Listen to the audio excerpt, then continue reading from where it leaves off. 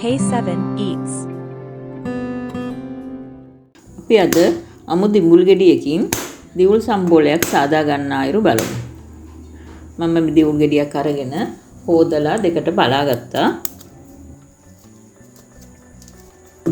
ඊට පස්සේ මේ දිවුල් පොල් ගානවා වගේ හිරමණයකින් ගා ගත්තා. ඒ වගේම පොල් ටිකකුත් මේ විදිහට ගා ගත්තා. මොකද අමු දිවුල් වල කහට ගතියක් තියෙනවා. පොල් ටිකක් දැම්මම මේ ගහට ගතිය නැති වෙනවා. මිරිස්, ගම් මිරිස්, ලුණු කුඩු, සීනි, තේ හැන්දක් විතර.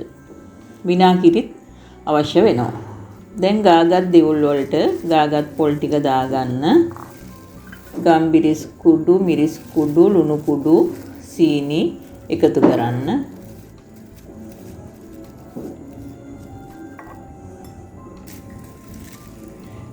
විනාකිරිත් තේ හැන්දක් පමණ වගේ දාගන්න. මේක දැන් අතින් හොඳට අනා ගන්න. එහෙම නැත්නම් මේ ටික ඕගොල්ලන්ට වන් ගෙඩියක සිහින් වෙන්න කොටා ගන්නත් පුළුවන්. නැත්නම් මිරිස් ගලක් තියෙනවා නම් මිරිස් ගලේ අඹර ගන්නත් පුළුවන්.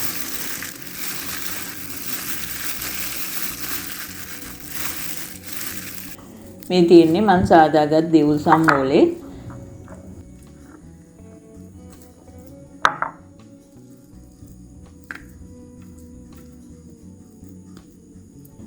මේ විදිහට දිවුල් සම්බෝල හදලා ව්‍යාපාරයක් විදිහට කරගන්නත් පුළුවන්. ඔයාලා දැකලත් ඇති මේ විදිහට කප්ස් වල සුරලා දිවුල් සම්බෝල විකුණන්න තියෙනවා.